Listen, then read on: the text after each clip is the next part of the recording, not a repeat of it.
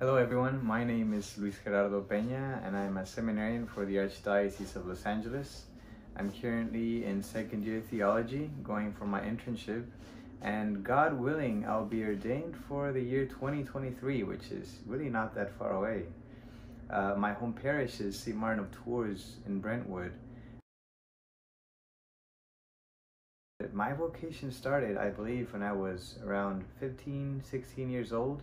That's when I was going through my confirmation program, and it's also when I was in I guess you could call it an existential sort of search, looking for a purpose in life, looking for direction, looking for a rock solid foundation which I could build my life on. I had just moved from the US to Mexico, and so plans I had before that sort of crumbled down, and that's when I sort of had to start from zero. And it's also when I was going into high school.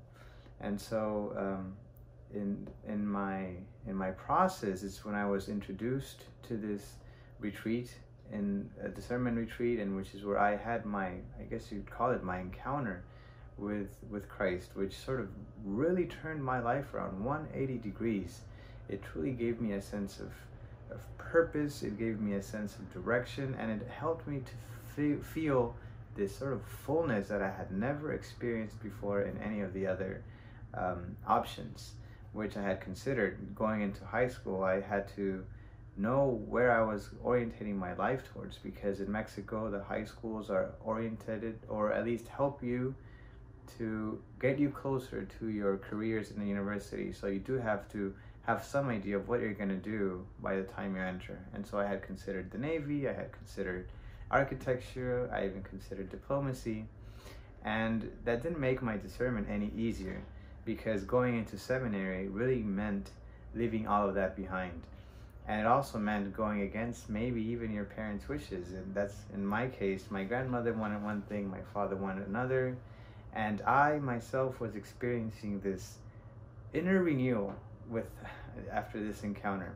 And so I stayed with my discernment process, which is a program for those who are curious or discerning a vocation for the priesthood. And that's really what kept me going. I started to be more involved in my parish. I was also more active in catechesis, in altar serving, and also my pastor started to pull me to participate even more. So I would accompany him to the different villages, and that's where I really got to see what being a priest meant and what being a priest was.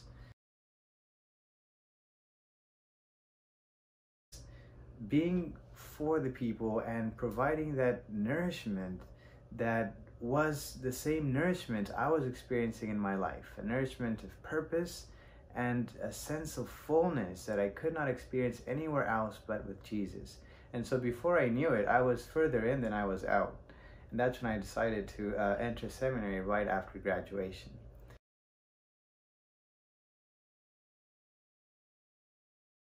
So if I could say one thing of encouragement for any of you discerning out there, is to have the courage to be authentic and to have an open ear, because God calls in many ways and through many forms, but He calls you for who you are, not for who you think you should be or who you would want to be, but for who you are.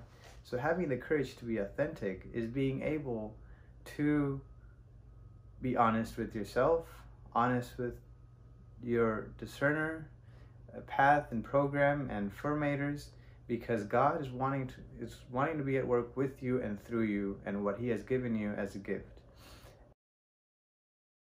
So I also like to greet my future internship parish, which is St. Anthony's in San Gabriel, which will be hosting me for a whole year.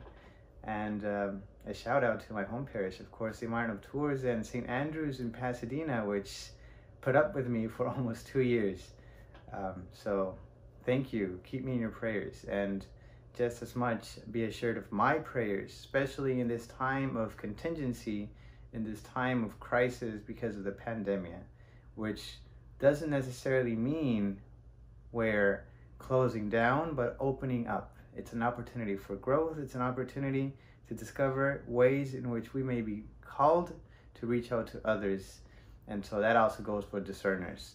New ways to live out your vocation, new opportunities to discern and to grow and to be in touch through these means, for example, or etc. So pray for me, I pray for you, and the best of greetings.